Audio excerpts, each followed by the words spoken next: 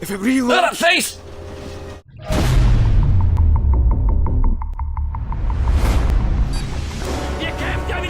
Yo, what is up guys, it's TyrantX1 here and welcome to another game review. Well, a redo. Considering how the original COD WW2 video went, I thought it was best to try and redo this because it didn't come out as great as I thought. So I'm going to be redoing it for you guys. And originally I planned to have this out by when World War II came out, so I could like sort of make a bit of a joke about it. But so I'm just redoing this video for you guys, and let's get into it. So, Call of Duty 3 is the third Call of Duty in the franchise, and it is the first one, surprisingly, made by Treyarch. And for a game that's more than 10 years old now, it is surprisingly still holding up very well to this day, and even makes some of the Call of Duties that are being made these days look like crap, really. The story of COD 3 takes place during the Allied liberation of Normandy, as you see the Americans, British, Canadians, and Polish drive the Germans into a area known as Chambois and then cut them off at some point into a large pocket, and then that's pretty much how things went for them. But it's really interesting how you get to see how you get to play as each of the allies in this situation, the Americans, British, Canadians, and Polish, and each of them get like a deserved amount of time towards them, even though I think the Americans probably get the most time or most missions. But I think each of the allies teams had their own unique sort of characters, which I think were all done well. I like how the game sort of tried to make them as sort of realistic to that allied country as they could, like at least the British and even the French speak normally. I mean, even the French speak French in some sections. I don't think the Polish technically do that. But it's nice that they actually did try to make the allies countries like kind of realistic in this game. You don't really see that done often at all during games like this anymore. But yeah, I feel like the characters were doing particularly well. Each of them have their own like interests, and well, they have all their likes and dislikes really. But I feel like they all do the job well, and it's kind of surprising how even today there are some surprising voice actors in this game who are probably a bit recognizable in certain communities. Like if you're a cartoon or anime fan, you realize that one of the characters in this game, voiced in the American section by the character Huxley, you'll realize that his voice actor is Benjamin Diskin, who has surprisingly played characters like number 1 and 2 in Codename Kids Next Door and Bon as in Seven Deadly Sins. And it's kind of surprising to see voice actors that are a little bit recognizable in this game as early as this. But yeah, I feel like the way the story also goes, there's not too much. I mean, yes, some of the characters actually do die, and it kind of is surprising to see, but the thing is, you don't really feel that sad about them because you don't really get attached to them that much, to be honest. But at least the game did try to make some impact by killing off some characters instead of keeping most of them alive. The story for this game, the campaign, isn't particularly that long, but it's like it'll depend on the difficulty. There's about 13 or 14 missions overall, and it probably takes about 7 to 9 hours to complete on normal difficulty, and for being on normal, this game can be quite difficult in some areas, and especially on some missions, depending on what you need to do and what weapons you have available to you and the situation. So yeah, this game can give you quite a decent amount of time to go through. Overall, but that's pretty much most of the things really, because there is a lot of decent stuff in the campaign to keep you entertained. The characters are done pretty damn well, which is something I like to see.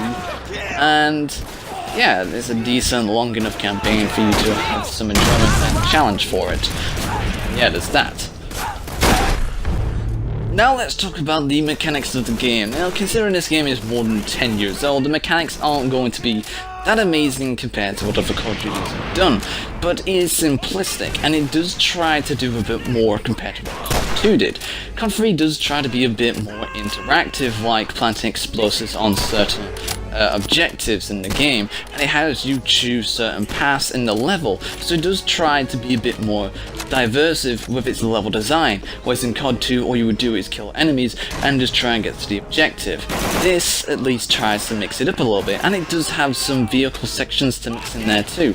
Even though COD 2 do that, this time you can have a little bit more freedom when it comes to controlling your vehicle, and you have a tank and a jeep mission to go with it, which is pretty nice to do. And there is also some other interactive moments too, like you even get to use a mortar against enemies in multiple sections, and even like plant targets on certain objectives like tanks and enemy tanks and stuff like that. I think you could do that anyway in COD 2, but at least you can do it a bit more in this one. It has to be timed compared to COD 2. And so I like how COD 3 does try to be a little bit more interactive. Hell, it even has these little interactions where you surprisingly get attacked by a random German soldier and have to have like a good old just a big old beatdown, to be honest. And I feel like these moments are done very well. The game does have these coming randomly and quite unexpectedly. So I feel like sometimes the bits where you just encounter a random German soldier and get into a fist fight, I feel like they were a bit too often or something like that. I think they were like, I don't know, maybe, I could be wrong. But these were something that were a little bit more innovative for the franchise, try to make it a bit more realistic in some cases, try and get the, like, you know, the whole aspect of war in there, how dangerous it can be, how dangerous it can be, and I think they did that pretty damn well. The weapons in this game, it does pretty much have a lot of the same weapons from the second Call of Duty, and considering it is in World War II again, it's not going to be that easy to create new weapons for time and place. But there is a few extra weapons that are in here that COD 2 didn't have, like the FG-42, which is a German paratrooper weapon. There is also, but for some reason they got rid of the M1 carbine from COD 2, which kind of sucks since that's one of my favorite weapons. You do get to have a nice amount of American, British, and German weapons to use, along with like frag grenades that can be like from back at the enemy if they throw them at you, which I don't think was in the second Call of Duty, so there's that new mechanic. And you also have smoke grenades to help you out when it comes to lack of cover. And of course a lot of the weapons in this game do work very well. I think they do work very nicely. And there's a nice variety to pick up most of the time. I think another thing when it comes to fighting the enemy AI is probably one of the weaker aspects of the game, because the German AI is not brilliant. There is multiple points in time in the game where they sort of freaked out a little bit and sort of stand there at times when it comes to just shooting you, and they sometimes just come in like a single file line when they come to try and attack you. And yeah, the AI in this game isn't particularly that good. The enemy AI, I should say. The friendly AI is okay, and at least they can provide some assistance. But the enemy AI is pretty shit compared to all the Call of Duties I've played. It isn't fantastic, and it's quite all over the place. But other than that, when it comes to fighting them, they can be difficult to fight, however. They can be pretty pinpoint accurate in gunfights, especially if you can be playing this game on veteran. You're going to have a very hard time trying to fight these guys, because even when I play this on normal again after so long, it kind of had its moments of difficulty, even then. So if I had a bit of difficulty on normal trying this again, then veteran is going to be difficult as hell, so at least they can be challenging to fight against, despite not working all that great. The graphics for its time were actually pretty done well, I'd say. They had the look and feel like the war-torn France done well. The outfits and uniforms of the enemy and allied nations was done particularly well. I like the look of the weapons, the vehicles, the vehicle mechanics. Let's say the vehicle mechanics weren't too great. Moving the German tank in this game was very easy, to be honest. Trying to redo that. But at least the Jeep worked well, even though it was a bit slow. But yeah, I think most of the mechanics in the game were done particularly well. Apart from the German AI, they just weren't done. The German AI just wasn't done particularly well. I did like, however, that probably the missions themselves were fairly long in some cases. Paths, stuff like that, weapons. Yep. The music, yes, the soundtrack. Let's talk about the soundtrack. compared to other Call of Duties, this Call of Duty probably has it's the first Call of Duty to have some good music. The main theme for this game does feel epic and definitely feels like you're from, you're in a World War II situation. It makes you feel like you're victorious in some ways. So the music was definitely something nice to hear in this game. It was done correctly. And I always like to see a good soundtrack, especially when it comes to games like this. Call of Duty always has a problem with making good music, and at least this one had some good music in it. So yeah, so for the most points when it comes to mechanics and like weapons, how they work and stuff like that, it was all, apart from the German AI, like the enemy AI fighting against you, everything was mostly done pretty damn well. Alright, now let's move on to the multiplayer. Now the multiplayer for Call of Duty 3 was actually kind of surprisingly fun still, even after 10 years it's been out. The maps are quite variative and big, there's a decent amount of them, especially considering the game modes during this game, and there is quite a decent amount of them. One of my favorites being War. This is a pretty good game mode where you have to which is pretty much a big version of Team Deathmatch, except there's vehicles and stuff, which makes me wonder why in later Call of Duty games they got rid of the vehicles that you can use in these kind of game modes, and it kind of sucked, really, thinking about it. And it made Call of Duty 3's multiplayer very fun to play. And other game modes like Capture the Flag also were pretty decent when you have a decent enough team and stuff like that. And it can be quite hectic sometimes. Even the smaller game modes like Free For All or just normal Team Deathmatch can also be pretty damn fun with what's available. But unlike the other Call of Duty games, there is no customization of your classes. All you do is you choose a class, and that's pretty much it, ranging from different weapons and sort of equipment and stuff like that you can use. Which is nice, so you have to really think about which weapons would work for the situation. But there's no ranking up either.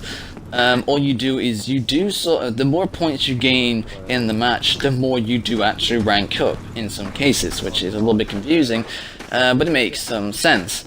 And yeah, it works. It's but it sort of makes the multiplayer a bit sort of lackluster in some cases. It's you'll play a few good matches, probably in each game mode, and then that's pretty much it. You'll probably get bored pretty quickly, but I thought this would keep me entertained for a good amount of time, to be honest, and they've done this particularly well, considering this is before the concentration of multiplayer in Call of Duty. But yeah, I think the multiplayer does actually handle itself very well. The weapons can be quite effective, and you can die very quickly, considering what weapons you use. I mean, one shot from a rifle or a sniper rifle and you're dead. They work well. I think there's a little bit, you can be, I mean, I think, because this is an old game now, because of hacking and stuff like that, it's a lot more easier. It's difficult to say how well this game, the multiplayer, works when you see people going around being all, gung-ho, kicking your ass with, on their own, and it's kind of you have no idea what to do. But yeah, I think the multiplayer does work very well for this game. The vehicles do actually work better for somehow the tanks actually work better in the multiplayer than they do in the campaign. And what's even funnier is the fact that you can sprint in the multiplayer, which doesn't make much sense considering that you can't in the campaign. Maybe it was just for balancing and stuff like that, but considering the sizes of the map, so it's you can get to areas more quickly. Probably stuff like that. You can't run when you have the flag and stuff like that. But I think that makes a lot of sense. So yeah, overall I think the multiplayer actually is one of the better parts of the whole game, to be honest. It's you have a good campaign and you have a good multiplayer. So it works well together, and pretty much that's the only two game modes in this game for you to do. So apart from a few snags with the enemy AI in the campaign, and probably some stuff in the multiplayer that just doesn't make much sense, but the sort of the ranking and choosing of the classes, but it all works together very nicely. So overall I think Call of Duty 3 is actually a very good addition. It's a very addition, or a classic of the COD franchise. It's very decent, and I played it quite a bit, to be honest, when doing the review for this. And yeah, overall I'm going to give Call of Duty 3 8.5. So, this has been my redo of my Call of Duty 3 review. Hope you guys have enjoyed this review. Leave a like down below, subscribe, comment on what you think is right or wrong with the game. Share this video if you want to Facebook, Twitter, or any other place you can think of would be decent. And if you do, I would gladly appreciate that. And hopefully you can check out our other channels, Tyranno Gamers and Splashback 95. Check out those channels if you want to. And hopefully I will be redoing the Battlefield 3 review as well, while doing other stuff, hopefully during this catch-up period. And so yeah, hopefully you guys have enjoyed this video, and I shall see you in the next random video.